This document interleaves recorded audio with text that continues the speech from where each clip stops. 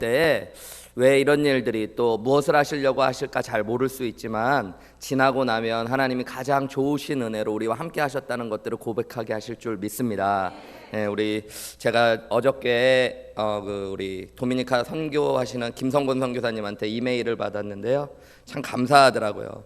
12월 한 해 너무 풍성한 은혜를 저희 교회를 통해서 받았다고 그러면서 11월, 12월 저희가 먼 곳에 계신 선교사님들은 선교비를 2달씩 해서 보내드리거든요. 중간에 분실 위험도 있고 또 여러 가지 문제들 때문에 그래서 선교비 잘 받았고 또 우리 박영국 집사님, 조수자 권사님 따님 사위분이 여름에 자녀들과 함께 가족 선교여행을 갔다가 그곳에서 원래 좀 자랐었거든요. 도미니카에서. 그래서 선교사님들 2분, 저희가 함께 섬기고 있는 선교사님들 2분한테 4,000불씩 지정금을 저희 교회를 통해서 보내주신 적이 있어요.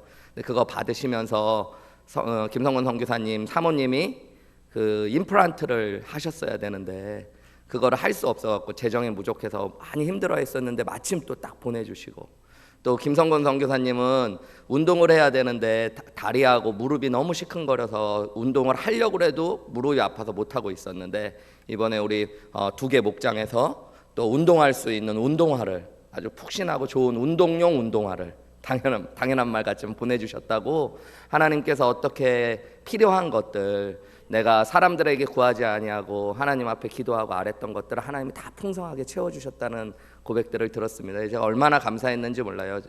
제가 이렇게 말씀드리는 건 저뿐만 아니라 우리 교회가 하나님 앞에 축복의 통로로, 우리는 제가 그런 것들을 알아서, 우리 반석구역도 계시지만 제가 운동화 하십시오 얘기한 적 없거든요. 제가 우리 조수자 권사님 박영국 집사님한테 선교사님 임플란트 해드려야 되니까 4,000불 해주십시오 한 적 없거든요. 근데 그분들은 다 각자의 은혜 가운데 하나님 앞에 기도하시면서 행했던 일들이 하나님의 은혜를 또 체험하게 하고 하나님의 영광을 드러내게 한 통로가 되었다는 것이 얼마나 감사한지 모릅니다. 오늘 우리의 삶 속에서 날마다 일어나는 일들, 오늘 이 예배도 마찬가지일 줄 믿습니다. 우리는 다 알지 못하고 이 자리에 앉아있지만 하나님이 우리를 이 자리에 앉게 하셨고 이 자리를 통해서 귀한 은혜 주실 줄 믿습니다. 기도하시겠습니다. 사랑하는 아버지 하나님, 참 감사합니다. 하나님의 은혜로 구원받은 하나님의 자녀들이 새해 첫 주일 하나님 앞에 예배하게 하심을 감사합니다. 올 한 해 주님과 함께할 한 해를 생각하면 하나님 숨이 막히도록 기대가 되고 또 은혜가 됩니다. 하나님, 우리 귀한 미러키 침례교회 성도님들 한 분 한 분 2020년도 한 해 주님이 주시는 커다란 은혜로 배부르게 하시고 만족하게 하시고 행복하게 하시옵소서. 하나님께서 오늘 이 예배 가운데 말씀하여 주시고 오늘 우리를 통해 하늘문을 여시고 하나님 주시는 복으로 충만케 채워 주시옵소서. 이 모든 말씀 예수님의 이름으로 기도하옵나이다. 아멘. 여러분, 당연한 얘기 같지만 세상에는 많은 문제들이 있고 문제에 대한 답이 있습니다.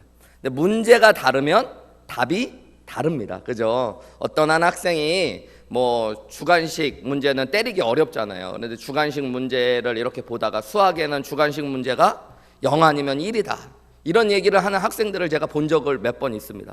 그런 아이들은 결코 공부를 잘하는 학생들이 아닙니다. 물론 0이 나올 수 있고 1이 나올 수 있지만 여러분, 문제가 다르면 답이 다른 거거든요. 예전에 저희 교회 집사님한테 들은 이야기인데요. 아이가 둘이 있는데 큰아이에게는 통했던 방법이 있었대요. 그게 뭐냐면 뭘 잘못하면 너 집 나가 이렇게 하고 진짜 무섭게, 너 그럼 내가 내 딸로도 안 할 거야, 집에 나가. 그러면 아이가 딱 긴장하고 엄마 잘못했어요 하고 그러더라는 거예요. 그래서 이게 답인가 보다. 둘째 아이에게도 그 똑같은 방법을 쓰셨다 그러더라고요. 둘째 아이가 그러더래요. 알았어, 엄마 후회하지 않지, 눈 하나 깜짝 안 하면서 진짜 나간다. 그 순간 엄마가 겁이 확 나더래요. 그래서 깨달은 게 있대요. 얘한테는 이게 답이 아니구나. 그래서 그 다음부터 살살 달래셨다 그러시더라고요. 괜히 그런 말 했다가 얘는 진짜 나갈 수도 있고 잘못하면 큰일 날 수도 있다라는 이야기를 하시더라고요. 여러분, 당연한 이야기 같지만 문제마다 답은 다 다릅니다. 어떤 방법이 좋을 수 있지만 그것이 모든 것에 통하는 것은 아니라는 거예요. 여러분, 인간의 절대적인 문제는 우리가 몇 주 동안 나누었지만 죄입니다. 죄. 인간의 문제의 중심에 죄가 있어요. 이 죄로 말미암아, 이 죄라는 건 우리가 이미 여러 번 말씀을 나눴지만 제가 그래서 오늘 설교 때 그런 이야기를 하려고 그랬거든요. 여러분이 제가 오늘 자세히 설명 안 해도 지난 설교들을 들으시면 되니까 지난 한 3, 4주의 설교를 다시 들으시라고 한번 빠지시면. 근데 지난주에 저희 교회 주일날 컴퓨터가 다운이 됐대요. 그래서 지난주 설교는 들으실 수가 없대요. 그래서 제가 조금 더 한 번 더 정리해 보자면, 인간의 죄가 모든 인간에게 있습니다. 그런데 이 죄는 여러분 단순하게 우리가 어떤 거짓말을 하고 나쁜 짓을 했다는 것들을 이야기하는 것이 아니라, 성경에 보면 인간의 죄는 불의와 불경건으로 나뉘어진다라고 이야기했어요. 여러분, 불의는 우리가 행하는 여러 죄를 이야기합니다. 거짓말하고 살인하고 강도짓하고 간음하고 이런 여러 가지 죄들이 불의입니다. 그런데 이 불의는 현상적인 이야기일 뿐이고 중심에는 불경건이라는 존재적인 문제가 있다라고 이야기했어요. 이 불경건이라는 것은 하나님을 마음에 두기 싫어하는 마음들, 내가 하나님처럼 되기 원하는 마음들이 우리 안에 있다라는 것입니다. 여기서부터 죄가 시작됩니다. 이 불경건으로부터 불의가 나오는 것이에요. 인간은 하나님을 두기 싫어함으로 말미암아 정욕을 따라 살아, 하나님의 말씀이 아닌 정욕을 따라 살아가게 되어지고요. 하나님이 정하신 말씀의 질서가 아닌 무질서하게, 여러분, 우리가 세상에 하나님 말씀 아닌 것들을 탐하게 되면서 여러 죄를 범하게 되어지는 것입니다.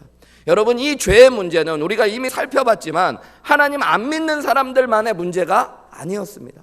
도덕적인 사람들, 종교적인 사람들도 죄인이라는 것들에 대해서 다뤘어요. 우리가 이미 지난주에 나눴지만, 여러분, 자연인인 인간, 복음의 빛 안에 들어오지 않은 인간은 종교적인 아무리 많은 열심을 가지고도 하나님을 알 수도 없고 찾을 수도 없었습니다.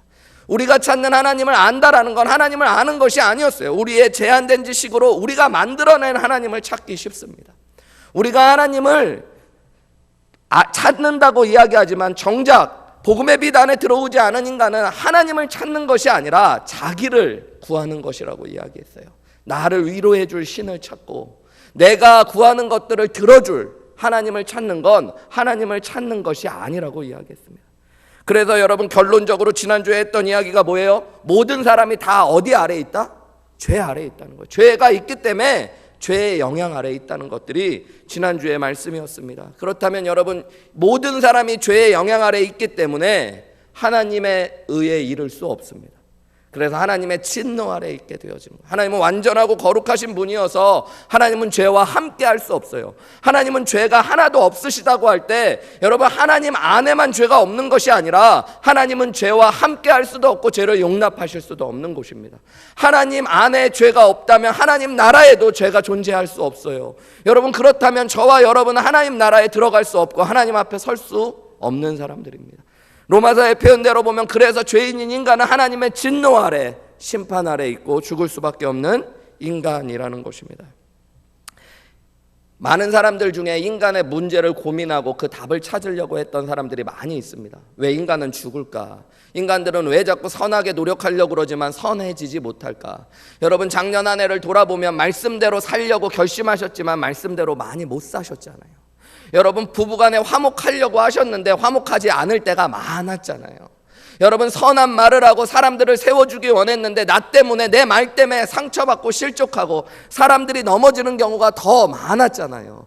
여러분, 왜 인간이 그럴까를 고민하면서 사람들마다 철학적으로, 도덕적으로 선행을 쌓기도 하고 종교적인 노력을 하여 인간의 문제를 해결하고 하나님 앞에 나아가려는 노력을 수없이 했습니다. 그런데 여러분, 이미 제가 몇 주 동안 죄의 문제를 다루며 이야기했듯이 인간 편의 노력은 나쁜 것은 아니지만 하나님 앞에 우리를 세울 수 없다는 것입니다. 그것이 문제에 대한 정확한 답이 되어지지 않는 거예요. 여러분, 얼마나 많은 철학적인 지식, 깨달음을 갖는다고 해서 내가 변화되는 건 아니거든요. 여러분, 내가 어떤 심오한 진리를 깨닫는다고 내가 심오한 존재가 되는 건 아닙니다. 우리는 이 지적인 사회를 살면서 정보화 사회도 이제 넘어가고 있는데요, 정보화 사회를 살아갔던 사람들의 착각은 정보가 내 것이라는 착각을 한다라고 제가 설교 때 여러 번 이야기했잖아요. 여러분, 어떤 요즘에 우리 교회 형제님들 탁구 막 붐이 불어서 탁구 치시는 분들이 있는데요, 어떤 분이 막 그러더라고요. 탁구를 조금 잘 치시는 분이 회사에서 탁구를 치다가 자꾸 진다고. 그랬더니 그보다 훨씬 탁구를 못 치시는 어떤 형제님이 막 서브를 어떻게 넣어봐라, 막 이렇게 막 여러 조언을 막 전문가 같이 하시더라고요. 그래서 제가 이렇게 보면서 어떤 생각을 했는데 그 생각을 본인이 똑같이 알고 대답하더라고요. 저는 너무 유튜브로만 탁구를 배워서 입 탁구를 친다고 이야기하더라고요. 예. 그게 맞는 이야기거든요. 그 되게 겸손하고 믿음 있는 형제, 자기를 아는 거예요. 알긴 아는데 자기가 할 줄 모르기 때문에 그걸 입 탁구라고 그러는 거예요. 여러분, 인간이 무언가의 지식을 얻는다고 내가 그런 존재가 되는 건 절대 아닙니다. 그래서 철학으로도 하나님 앞에 나아갈 수 있는 게 아니에요. 하나님 앞에 서는 건 내 존재이기 때문이에요. 시험을 보는 게 아니에요. 여러분, 도덕적인 노력을 하고 선행을 쌓는 건 나쁜 거 아닙니다. 근데 얼마만큼의 선행이 하나님 앞에 우리를 세워줄 수 있을까? 여러분, 선행을 몇 번 한다고 우리가 과연 진짜 존재적으로 선한 사람이 되는가 고민하셔야 됩니다. 여러분, 그렇지 않아요. 제가 이미 이야기했지만 인간의 선행은 대부분 자기의 의를 드러내려는, 하나님 앞에서 봤을 때는 더 어리석은 죄악이 될 때가 많이 있다는 것들도 우리는 생각해 보셔야 합니다. 종교적인 노력도 마찬가지입니다. 여러분, 기도하고 말씀 읽는 건 나쁜 거 아닙니다. 그런데 얼마나 기도해야 하나님 앞에 설 수 있는 겁니까? 얼마나 말씀대로 살아야 주님 앞에 설 수 있는 걸까요? 여러분, 그런 일을 할수록 결국에 인간이 깨닫게 되는 건 뭘까요? 복음이 없다면 우리는 죄인이라는 걸 깨닫게 되는 거예요. 나는 안 되는구나. 여러분, 그래서 오늘 우리가 읽은 본문의 말씀에도 그런 이야기들이 나오는 것입니다. 19절부터 말씀해 보면, 우리가 알거니와 무릇 율법이 말하는 바는 율법 아래에 있는 자들에게 말하는 것이니 이는 모든 입을 막고 온 세상으로 하나님의 심판 아래에 있게 하려 함이라. 그러므로 율법의 행위로 그의 앞에 의롭다 하심을 얻을 육체가 없나니 율법으로는 죄를 깨달음이니라 라고 이야기합니다. 여러분, 율법은 인간이 노력하는 여러 가지 구원의 행위 중에 가장 중요한 것입니다. 그죠? 종교만큼 하나님 앞에 서게 하려는 노력이 어디에 있겠어요? 그 중심에 되는 율법. 그런데 여러분, 율법으로 하나님 앞에 설 수 있는 사람이 있다? 없다? 없대요. 율법으로는 죄를 깨달을 뿐이다 라고 이야기하고 있는, 이게 이해가 이제는 되셔야 돼요. 몇 주 동안 설교를 열심히 들으셨던 분들은 그것들이 이해가 되셔야 돼요. 하나님께서는 율법으로 우리를 의롭게 하시는 것이 아니라 하나님이 얼마나 의로우신 분이를 드러내시는 것입니다. 그래서 그 앞에 설수록 우리는 더 부족한 사람인 걸 알게 돼요. 여러분, 되게 키가 크고 잘생긴 사람 옆에 있으면 내가 얼마나 작은지, 내가 얼마나 오징어같이 생겼는지를 알게 되는 거잖아요. 그죠? 예. 저희 집에 여자들밖에 없잖아요.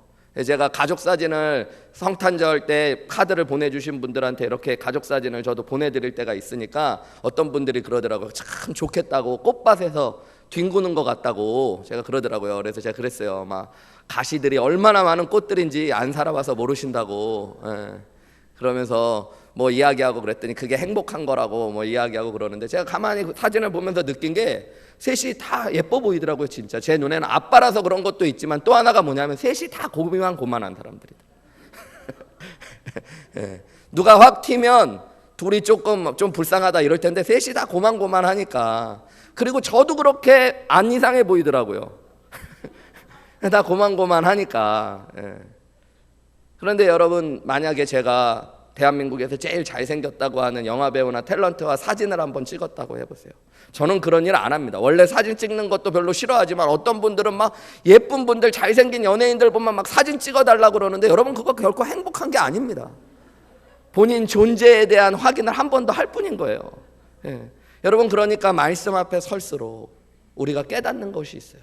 말씀은 하나님의 완전함과 거룩함을 드러내는데, 그 말씀 앞에 설수록 우리는 무엇을 느끼게 되냐면 내가 죄인인 걸 느끼게 되는 것이 오늘 본문의 말씀인 것이에요.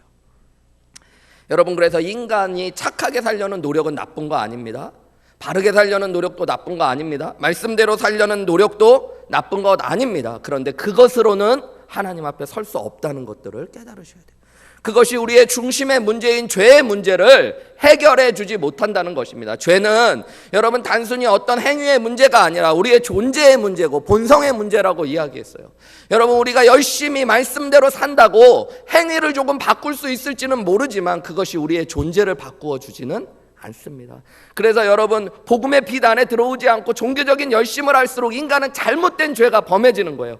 내가 범하고 싶은 죄를 내가 억지로 억누르니까 다른 사람들을 판단하고 비난하고 교만해지는 죄를 범하게 되어지는 거예요. 내가 의롭다고 하고 싶은데 그러기 위해선 다른 사람을 죄인이라고 고백해야 되는 선 가운데 서게 되는 거죠. 팀 켈러 목사님은 이 율법으로는 죄를 깨닫는다는 이야기, 어떤 것으로도 하나님 앞에 이룰 수 없다라는 이야기를 하면서 이런 비유를 대셨어요. 세 부류의 사람이 태평양을 건너가기로 했어요. 한 사람은 수영을 아예 못하는 사람이에요. 한 사람은 수영을 오랫동안 해오고 곧잘 하는 일반인이에요. 한 사람은 전 세계 장거리 수영 챔피언이에요. 이 셋이 태평양을 수영으로 건너가기로 결심했어요. 여러분, 첫 번째 수영을 아예 못하는 사람은 어떻게 될까요? 가서 얼마 못 가서 그냥 바로 빠져 죽을 거예요. 그죠? 두 번째 사람은 어떻게 됐을까요? 한 1km 갔을지는 모르지만 인간의 최힘을 다해서 1km 수영, 아마 일반인은 거의 못할 텐데 한 1km 아니라 한 500m 가다가 빠지던, 아니면 1km 많이 써줘서 1km 갔다고 해도 아마 빠져서 죽었을 거예요. 그죠? 여러분, 수영 장거리 선수는 어땠을까요? 세계 챔피언이니까 우리의 능력보다 훨씬 대단할 수도 있습니다. 여러분, 아마 몇십 킬로를 갔을지도 몰라요. 그런데 여러분, 태평양을 건널 수는 있을까요? 없을까요? 없어요. 셋 다의 결론은 똑같습니다. 어떻게 됐을까요? 빠져 죽었을 거예요. 여러분, 마치 우리가 하나님 앞에 의로워지려는 모든 노력이 그와 같다는 것입니다. 우리가 생각할 때, 우리끼리 비교했을 때 진짜 선한 사람들이 있습니다. 우리보다 더 많은 선한 삶을 살아가고 자기의 모든 인생을 들여 가난한 자들을 돕고 헌신하신 위대한 사람들이 있습니다. 사람들끼리 봤을 때 성자라고 부르고 싶은 사람들이 있습니다. 그죠? 마더 테레사 같은 분들. 여러분, 인간의 삶으로 봤을 때 우리가 감히 따라갈 수 없는 선한 분들이 계십니다. 그리고 여러분, 날 때부터 정말 어떻게 저렇게 악할까 하는 악한 사람들도 있습니다. 여기 계신 대부분은 아마 중간쯤 되는 사람들일 확률이 많이 있습니다. 내가 엄청난 성자와 같다라고 얘기하기는 사실 말이 안 되고, 그렇지만 내가 정말 날 때부터 죄인이라고 이야기하기엔 그래도 나름 선한 일도 했고 종교적인 삶도 살아왔다고 이야기하는 사람들. 그러나 여러분, 결론은 똑같아요. 성자라고 이야기하는 그분도 자신의 선행으로는, 여러분, 태어나자마자 때부터 죄인으로 태어난 것처럼 보이는 악한도, 그리고 저와 여러분도 똑같이 다 하나님 앞에 설 수 없는 죄인이라는 건 똑같은 것입니다. 우리의 행위로, 우리의 지식으로, 우리의 노력으로, 우리의 종교적인 열심으로는 하나님 앞에 설 수 없습니다. 21절 말씀, 22절 말씀이 여러분 로마서 전체에서도 가장 중요한 말씀이 되어지는데요.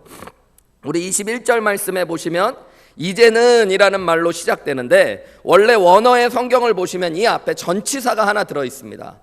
반접접다, 이렇게 전환이 되어지는 접속사인데요. 영어 성경으로 보면 but 이라고 번역할 수 있는 말이고, 한국말로는 그러나라고. 여러분, 그래서 이 21절부터는 앞에 나왔던 죄에 대한 설명의 대전환이 이루어집니다. 그래서 마틴 로이드 존스 목사님은 로마서 강해라는 설교집을 내면서 이 부분을 이야기하면서 뭐라고 이야기하냐면, 이곳이 바로 그레이트 터닝 포인트라고 이야기했어요. 복음의 그레이트 터닝 포인트, 대전환이 이루어지는 곳이라는 거예요.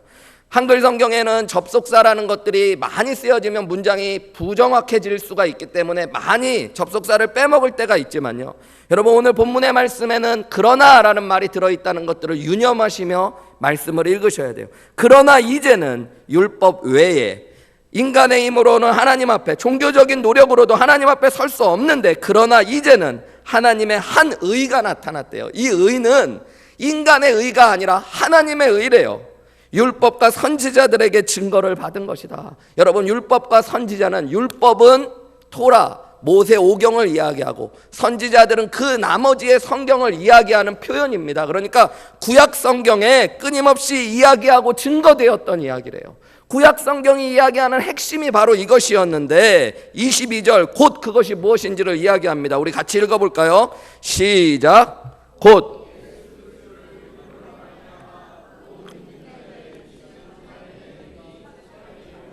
이 말 너무너무 중요한 말입니다. 이제는, 그러나 이제는 인간의 힘으로는 하나님 앞에 의롭게 설 수 없는데 하나님의 의가 이제 나타났다는 것입니다. 그 의는 모든 사람들에게 주어진 거래요.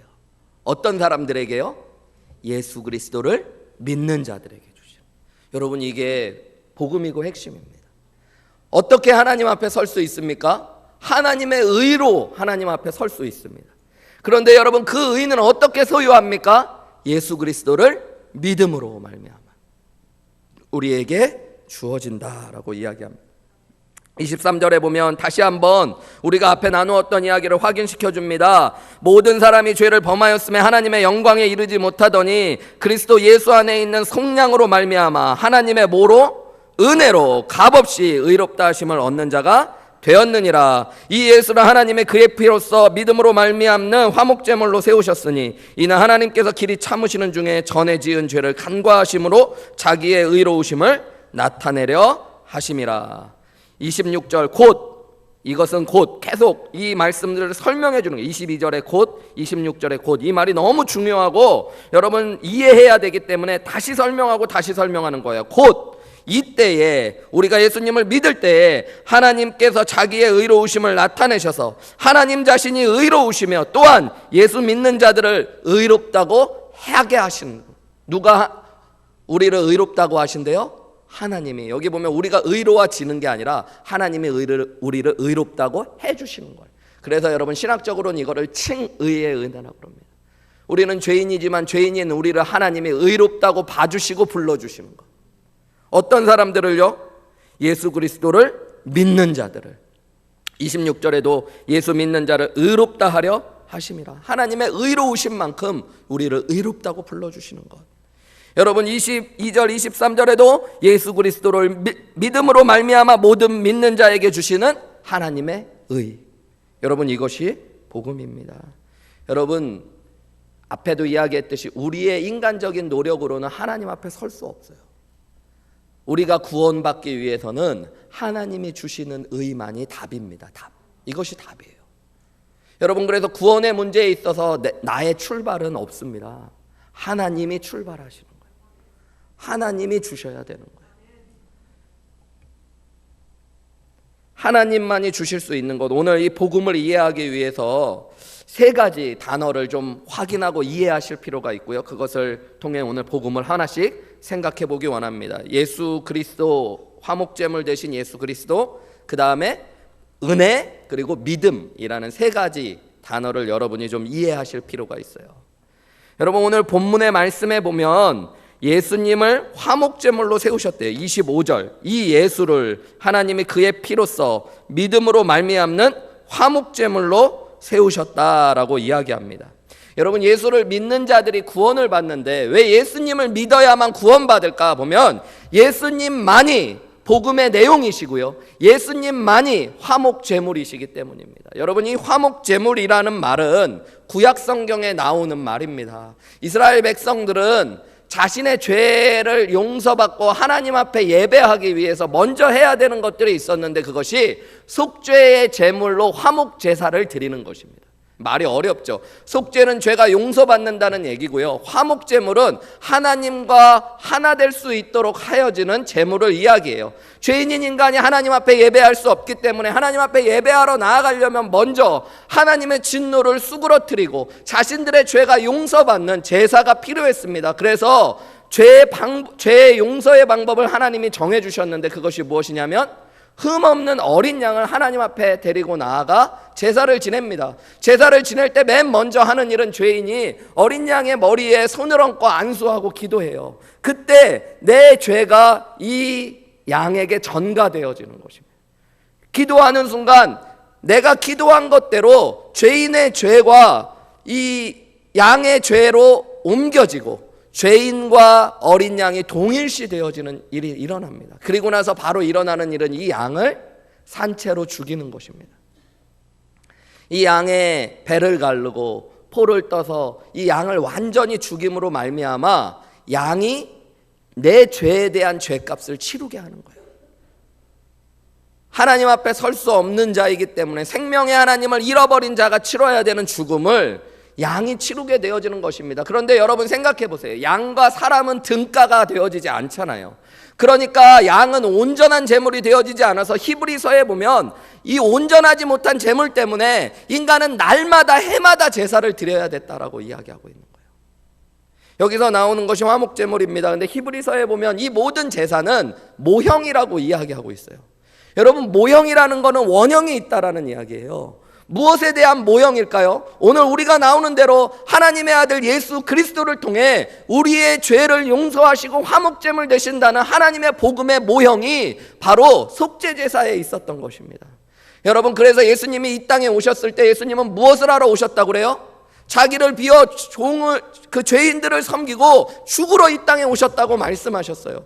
예수님을 처음 봤던 침례 요한은 예수님을 뭐라고 이야기합니까? 보라, 세상 죄를 지고 가는 하나님의 어린 양이로라 그랬어요. 여러분, 예수님이 누구의 죄를 위해 죽으셨냐면 저와 여러분의 죄를 위해 죽으신 것입니다. 여러분, 예수님이 죽으실 거예요? 죽으셨어요? 죽으셨습니다. 이 화목제물이라는 말이 여러 영어 번역 성경에서 원어의 말이 신학적인 언어이기 때문에 다르게 번역될 때가 있는데요. 예를 들어서 영어 성경 중에 RSV 같은 영어 성경은 이 화목제물을, 화목이라는 말을 expiation이라는 말로 번역했어요. 그리고 킹 제임스 버전은 propitiation이라는 말로 번역했어요. 뭐 영어 단어가 둘 다 모르시는 단어일 수 있어서 뭐 이 단어를 뭐 자세히 이야기하는 거는 별로 의미가 없지만, 중요한 건 이 expiation이라는 번역은 어떤 뜻이냐면 인간의 입장에서 죄가 가리워진다는 얘기예요. 그러니까 이것은 신학적으로 하나님의 사랑을 강조하고 있습니다. 그런데 킹 제임스 버전에서 번역한 propitiation이라는 말은 하나님 편에서의 진노를 누그러뜨리신다는 말이에요. 하나님이. 그리고 그것은 하나님의 공의를 이야기합니다. 하나님의 진노가 수그러뜨려지기 위해 공의로우신 하나님은 그 죄에 대한 값이 치루어져야 됐던 거예요. 여러분, 하나님의 완전한 사랑과 하나님의 완전한 공의가 십자가 위에서 이루어진 것입니다. 하나님은 완전히 의로우시기 때문에 우리를 사랑하시지만 우리의 죄를 그냥 값없다고 그냥 아무 이유 없이 용서해 주실 수 없어요. 죄에 대해서는 반드시 그에 대한 처벌이 있으실 때 하나님은 완전하시고 의롭고 공의롭고 거룩한 분이 되시는 것입니다.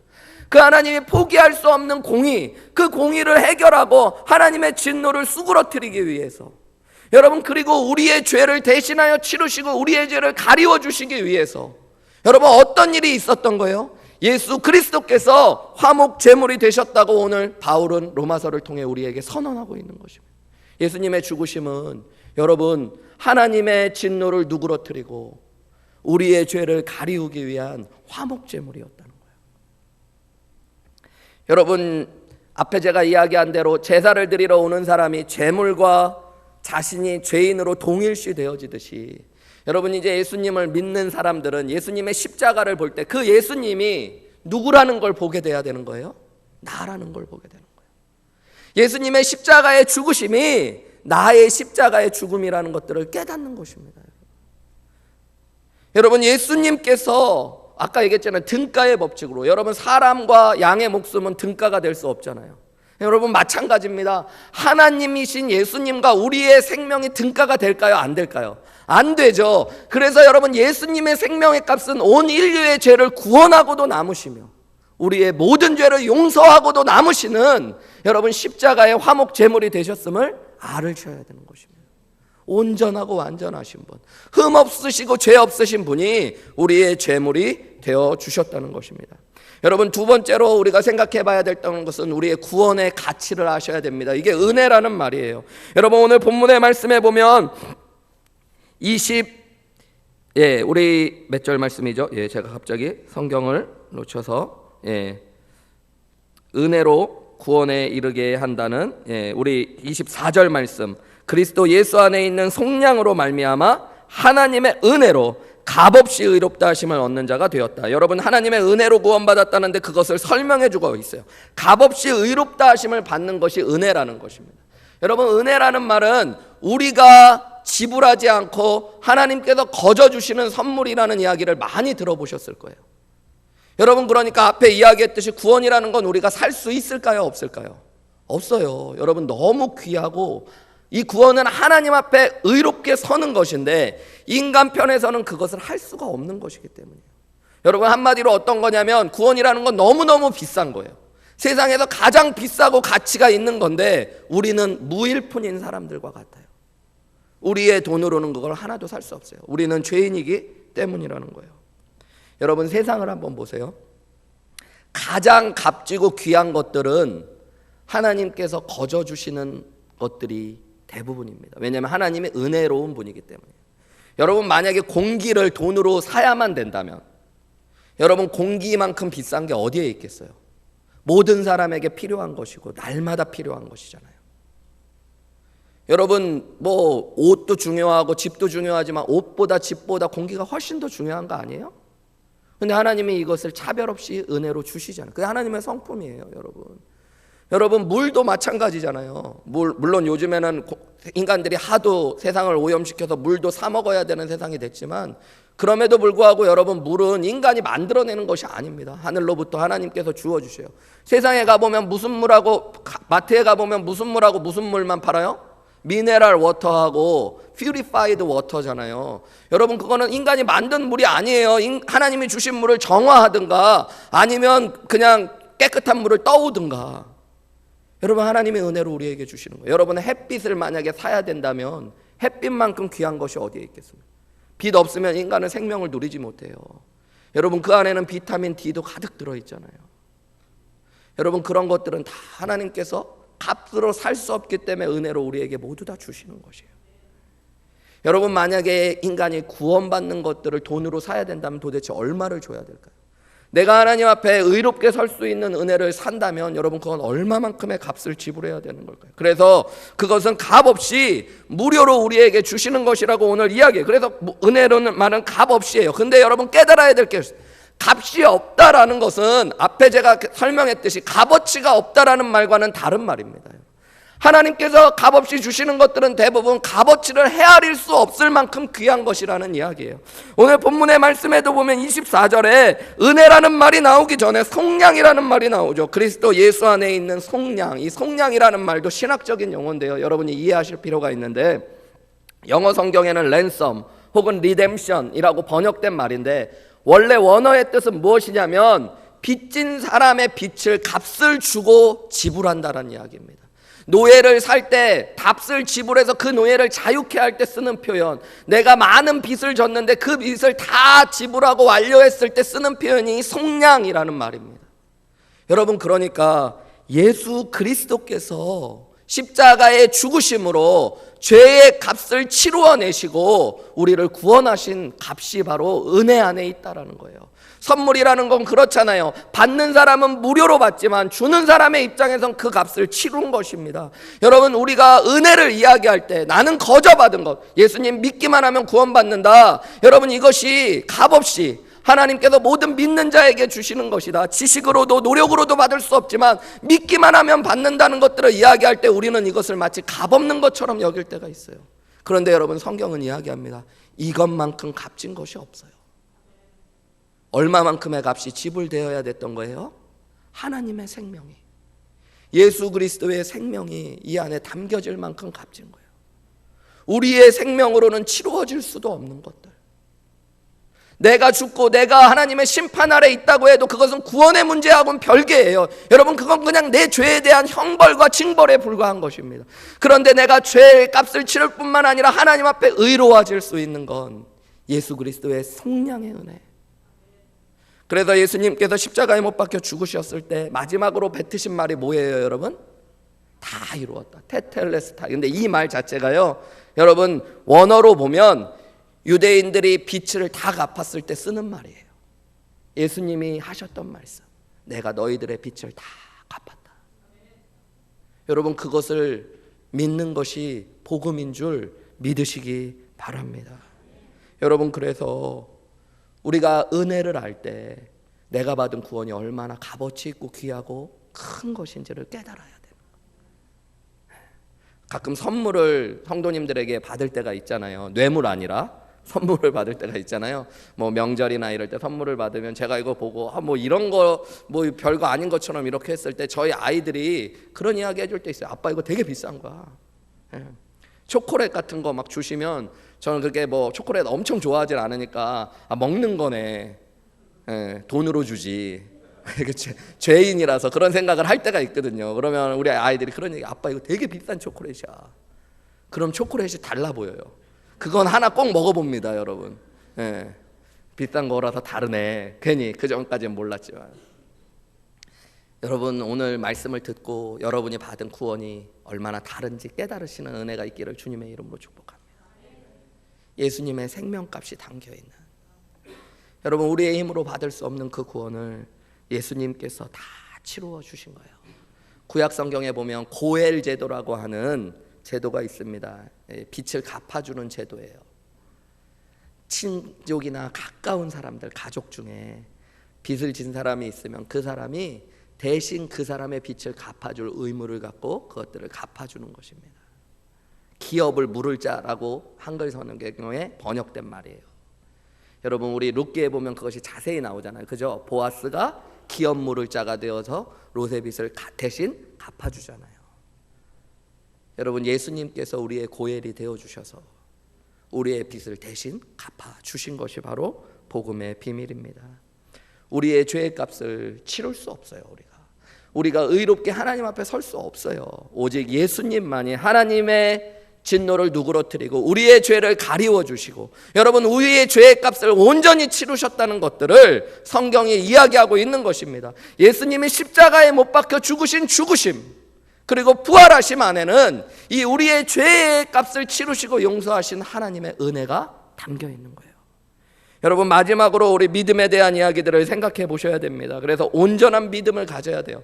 여러분 믿는다는 것 중요한 것인데 오늘 성경에도 계속 이야기하잖아요. 예수 그리스도를 믿음으로 말미암아 주시는 하나님의 의다. 예수님을 믿는 자들을 의롭게 하신다라는 말이 계속 나와요. 믿음의 법으로 된다. 율법의 법이 아니라 믿음의 법으로 의로워진다. 뭐 이런 이야기가 계속 나와요. 여러분 믿음이 가장 중요한 거예요. 믿음은 이 예수님께서 이루신 객관적인 십자가라는 사건을 내 것으로 취하는 통로와 행위를 이야기합니다.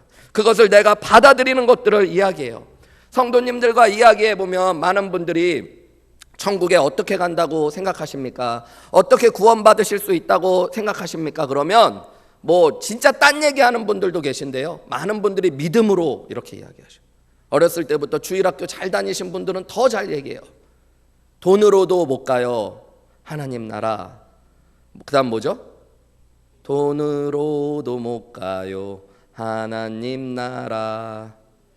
힘으로도. 역시 초등학교 주일학교 잘 나오신 분들은, 명문 주일학교 나온 분들은 잘 알잖아요. 저도 그렇고 지금 아예 모르는 분들은 저기 조기 교육 못 받고 늦게 예수 믿은 분들, 저기 뭐야 흑수저 아니고 뭐 그냥 수저 없는 분들.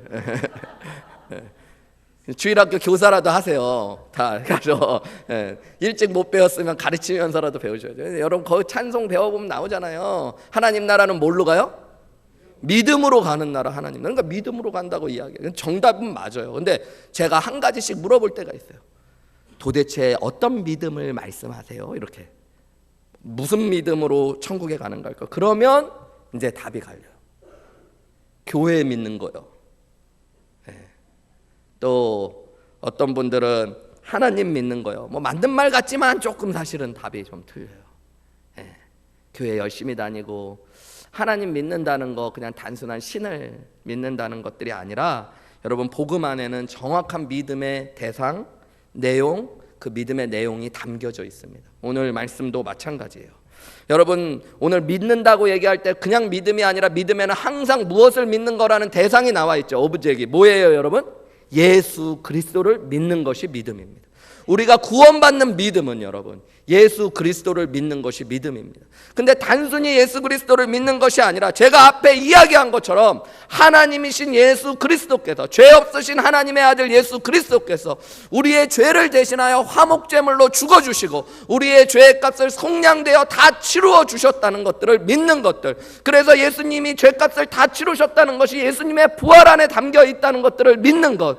그래서 예수님의 부활하심으로 하나님께서 우리의 죄값을 다 치루어 주셨고 예수님의 하나님이심을 증거하셨다는 것들. 그래서 예수님을 나의 구원자요 주님으로 믿는 것이 바로 믿음입니다. 여러분 예수님의 속량, 예수님의 화목제물 되심을 믿는 것이 복음, 믿음의 내용이에요. 여러분 예수님을 믿는다고 이야기하면서도 그 예수님의 어떤 것을 믿느냐 그러면 다른 이야기 하시는 분들이 있어요. 여러분 그것이 아니라 정답은 예수님이 내 죄를 위해 죽으신 하나님이시며 그분은 지금도 살아계신 나의 구원자요 주님 되심을 믿는 것이 믿음의 내용입니다. 여러분, 믿음의 방법은 무엇일까요? 오늘 본문의 말씀에는 그냥 믿는다라는 말로만 표현되어 있지만 성경은 믿음은 항상 동사와 같이 표현하고 있어요. 여러분, 믿음이라는 것들은 받아들이는 거예요. 오늘도 보면 믿음을 통하여 구원을 받게 된다라고 이야기해요. 여러분, 믿음이라는 건 단순한 지적인 동의가 아닙니다. 그냥 어떤 것을 인정하는 행위가 아니고요. 성경에서 얘기하는 믿음은 내가 그것을 받아들이는 행위를 이야기합니다. 영접하는 거예요. 그래서 요한복음 1장 12절에 영접하는 자가 곧 뭐 하는 자예요? 그 이름을 믿는 자라는 거예요. 예수님을 믿는다는 것은 영접하는 거와 마찬가지예요. 예수님을 내 삶에, 내 영혼에 구원자여 주님으로 모셔드리고 받아들이는 것입니다. 여러분, 이것이 중요해요. 복음의 지적인 동의를 하고 그것을 시인하는 단순한 시인이 아니라 입으로 시인할 뿐만 아니라 마음으로 뭐 해야 되는 거예요? 믿어야 되는데, 이 믿음이라는 건 단순히 어떤 복음의 도식을 이해하고 기독교에서 얘기하는 복음이 이런 라직, 이런 논리가 있습니다. 그러니까 이것을 시인하시겠습니까? 이거 안 하면 지옥 갑니다. 이거 믿으셔야지 천국 갑니다. 그럼 난 지옥 가는 것보다 천국 가는 게 좋으니까 내가 그냥 그거 받아들일게요 라고 이야기하는 것이 아니라, 여러분, 내가 예수님을 진짜 나의 구원자요 주님으로 받아들이고 이제 내 마음에 내가 주인이 아니라 예수님이 주인 되어 주시고, 나는 주님 앞에 설 수 없는 죄인이지만 예수님이 내 죄값을 다 치르셨음을 온전하게 받아들이고 내 것으로 취하는 것이 바로 믿음이라는 것입니다. 여러분에게 제가 질문해 볼게요. 예수님을 믿느냐는 질문은 막연할 수 있어서 예수님을 정말로 구원자요 주님으로 영접하셨습니까, 여러분? 그 영접하시는 게 믿음이에요, 여러분. 내가 영접하지 않았다면 나는 아직 예수님을 믿지 않고 있을 확률이 많은 것입니다. 그것뿐만 아니라 오늘 본문의 말씀에 보면 여러분 24절에 25절에 믿는 자에게 주시는 하나님의 의라고 얘기할 때 여기 나오는 믿음들, 하나님께서 믿는 자에게 주시는 의, 22절에도 그리스도를 믿음으로 말미암아 모든 믿는 자에게 주시는 의라고 하는 모든 믿는 단어가 어떻게 표현되어 있냐면 현재 분사형이라는 것들로 쓰여졌어요. 여러분, 이건 무엇이냐면요, 시제가 계속적이고 반복적인 행위를 이야기하고 있는 거예요. 여러분, 우리가 한 번 예수 믿는 게 참 중요한 것 같지만 믿음 생활이라는 건 이 예수님을 날마다 믿음으로 고백하며 살아가는 것입니다. 내가 한 번 인격적으로 예수님을 받아들이는 것이 아니라 날마다의 삶 속에서 예수님을 나의 구원자여 주님으로 인정하고 영접하고 살아갈 때 우리의 믿음이 온전한 믿음이 된 거예요. 현재 분사형은 한글에는 없기 때문에 어려운 표현이지만 여러분, keep on believing, continue to believe. 문법을 잘 배우면 이렇게 투부정사와 ing 사용을 구별하거든요. keep on believing, continue to believe. 여러분, 예수님을 날마다 믿는 게 믿음 생활입니다. 오늘 우리의 삶에도 하나님, 저는 내 의로, 내 노력으로 하나님 앞에 설 수 없는 본질적인 죄인인 것 주님이 아십니다. 그런데 예수님께서 내 죄를 위하여 십자가의 화목제물로 죽어주시고 내 죄의 값을 다 속량하셨고 갚아주셨고, 이제는 내가 또 예수님을 나의 구원자의 주님으로 믿고 받아들이고 살아갑니다. 여러분, 이게 은혜입니다. 구원파라는 이단은 한 번 예수님 믿는 것이 제일 중요하고 한 번 믿었으면 다 구원받는 거니까 자꾸 예수님을 믿는다라고 얘기하는 것은 잘못되었다라고 이야기하는데, 여러분, 그리고 심지어 그래서 그 구원을 자랑하는 것들이 되어지는데, 본문의 말씀과는 얼마나 다른, 성경의 말씀과는 얼마나 다른 말씀입니까? 여러분, 구원은 우리가 한 번 받을 뿐만 아니라 날마다의 삶을 통해 고백하고 이루어가야 되는 것일 뿐만 아니라요, 여러분, 그렇기 때문에 그것은 은혜로 받는 것이고 우리가 자랑할 수 있다 없다? 없는 것이 되어지는 거예요. 여러분, 오늘 예수 그리스도를 또 믿으시는 은혜가 있으시기를 주님의 이름으로 축복합니다. 날마다 예수님, 주님, 저는 주님의 은혜로 밖에 설 수 없습니다. 저는 어려서부터 교회를 다녔습니다. 가만히 생각해 보니까 교회는 다녔는데 어렸을 때는 세상의 죽음이면 다 끝난다는 생각을 했던 것 같아요. 세상의 가치관과 틀이 교회 생활에 영향을 주지 못했던 거죠. 그러니까 가치관과 세계관은 세상과 똑같은데 그냥 교회 생활은 했던 거죠. 그러니까 제 인생의 목적은 뭐냐면 즐기는 거. 인생이 없으면 끝이니까 이 땅을 즐기는 게 최선이죠. 그리고 성공하는 것들. 교회 생활은 사실은 막 즐거울 때도 있는데, 놀고 좋은 일 있을 때는, 교회 전체를 다니는 건 때로는 힘들고 괴로운 일 같은, 잔소리하는 것처럼 들려요. 즐기고 싶은데 하지 말라는 게 자꾸 많게만 보이는 거예요. 여러분, 복음의 비단에 오지 못한 요 단계에 있는 신앙생활 하시는 분들이 지금도 계실 줄 몰라요. 그냥 교회 다니면 때로는 너무너무 하지 말라는 게 있어서 말은 안 하지만 괴로워. 양심상 교회 다니면서 뭐 이런 거 괴롭다 그러면 또 괜히 더 나쁜 죄인 중에 죄인 될까 봐 말은 못 하는데, 교회 다니는데 그렇게 즐거워 보이질 않아요. 술도 마시지 말라 그래요. 연애도 함부로 하면 안 될 것 같아요. 뭐 여러 가지 제약들이 있으면서 신앙생활이 잔소리로만 느껴지는 거예요. 그러면서도 하나님을 부인할 수도 없고, 그렇다고 완전히 시인할 수도 없는 믿음 안에 나아가기도 해요. 예수님 믿는 사람들이 그런 눈으로 바라보이니까 교회 다니는 사람들, 특별히 은혜가 많다는 사람들을 보면 가증스러워. 내가 이해를 못하니까 연기하는 것 같은 거예요. 뭐 저렇게 뭐 주은혜 놀라와 나 같은 죄인 살리시, 막 눈물까지 흘리면 더 가증스러워 보였던 것이 저의 모습 안에도 있었어요. 시간이 지나가면서 종교의 눈이 띄어지기도 했습니다. 기도하면서 하나님께서 주시는 특별한 은혜를 경험했던 적들도 있어요. 하나님의 특별한 성령의 은사를 경험하기도 했어요. 그럴수록 여러분, 저는 종교적인 열심이 생기기 시작했습니다. 기도의 시간을 늘려가기도 하고, 말씀을 더 열심히 읽기도 하고, 하나님에 대한 신학적인 지식을 더해가기도 했어요. 중고등학교 때. 그러면서 신앙적인 체험, 종교적인 체험을 해가지만 내 안에 하나님 앞에 설 수 있는 문제, 또 죄의 문제에 대한 진지한 고민은 사실은 없었습니다. 그러다 보니까 여러분, 종교적인 열심을 통해서 기도할 때는 하나님이 살아계신 것 같지만, 여전히 세상에서는 세상을 취하기 원하고 세상을 얻기 원하고, 내가 원하는 것들을 갖기 위해 내 힘으로 열심히 살아가려고 하는 노력이 여전히 내 삶의 전부였어요. 그런 거죠. 교회 다니는 건 좋은 거지만 교회 하나님이 성공을 주시지는 않으니까, 하나님의 행복을 주시지는 않으니까 이런 말을 막 하는 거예요. 왜냐하면 내 성공이 잘못되어 있다는 걸, 내 행복이 잘못되어 있다는 걸 모르니까요. 누구보다 교회도 열심히 다니지만 누구보다 세상을 향해서도 여전히 달려가는 것들이에요. 시간이 지나갈수록 제가 점점 이중적인 사람이 되어간다는 걸 깨닫는 거예요.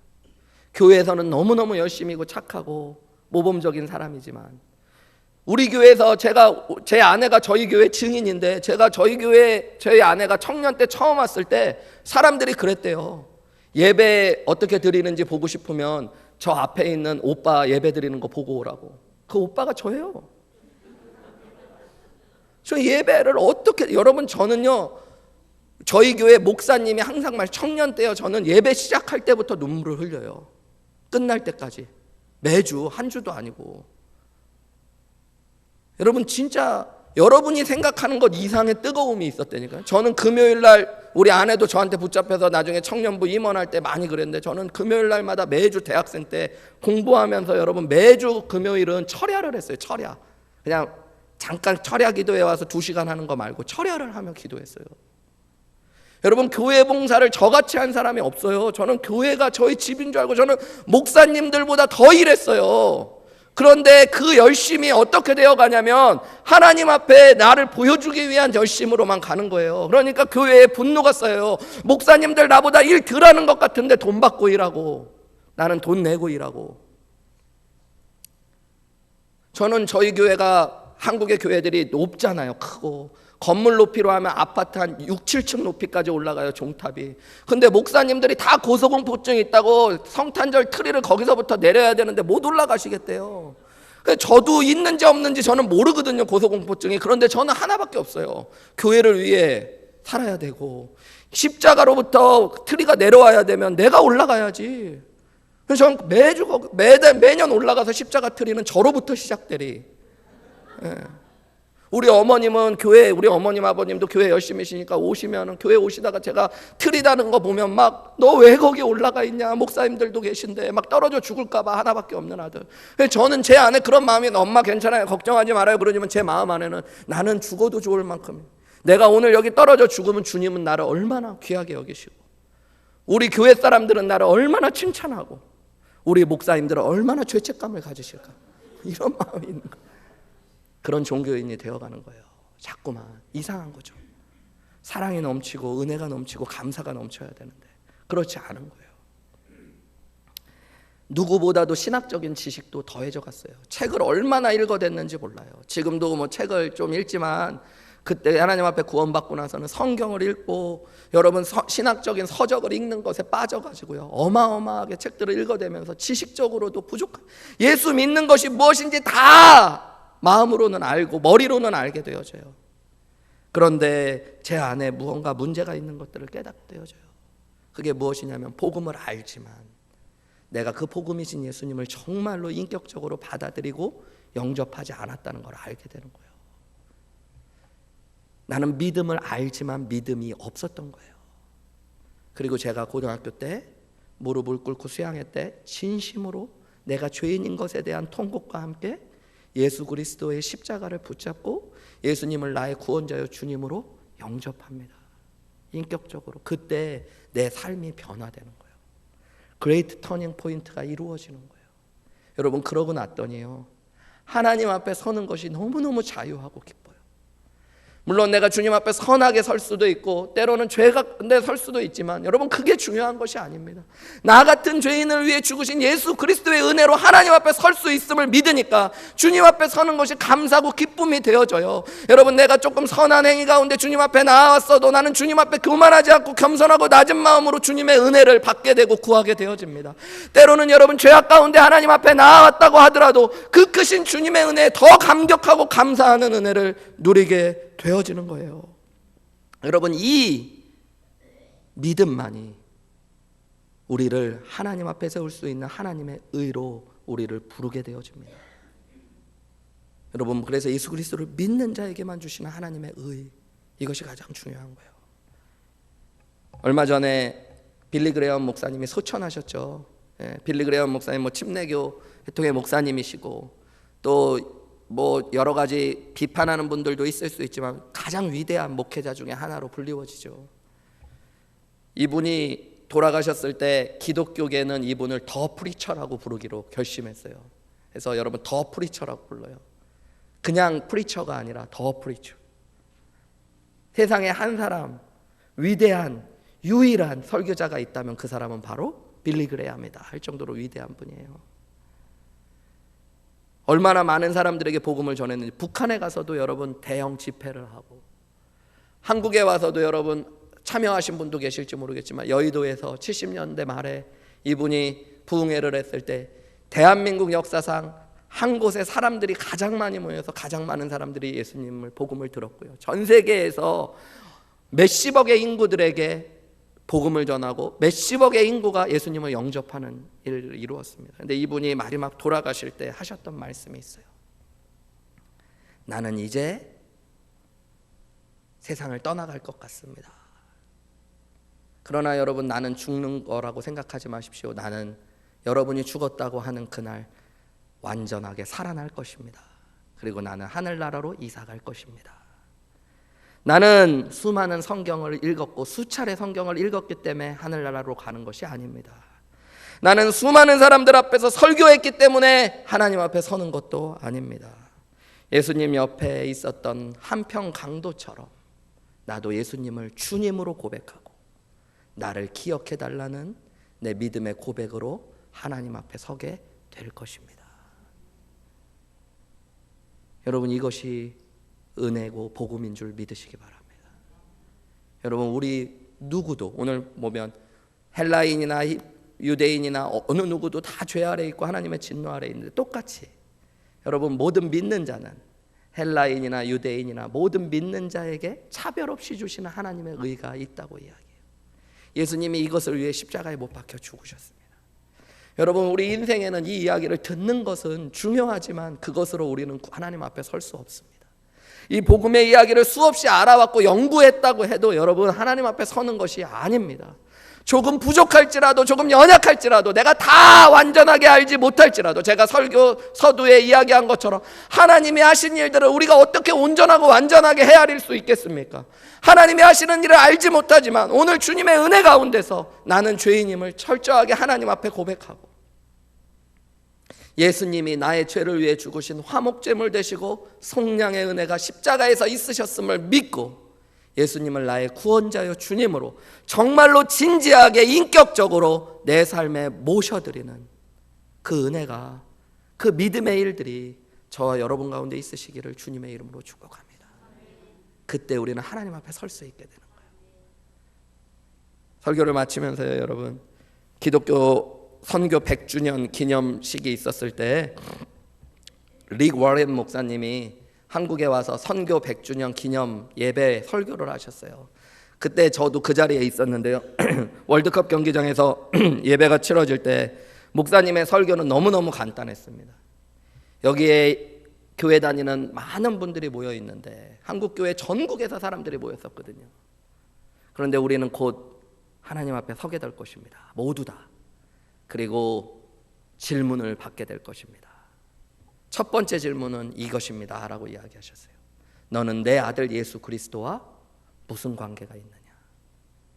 여러분, 네가 어떤 직분을 갖고 어떤 직업을 갖고 어떤 일들을 하며 살았고 하나님 위에 무엇을 했느냐는 첫 번째 질문이 아니에요.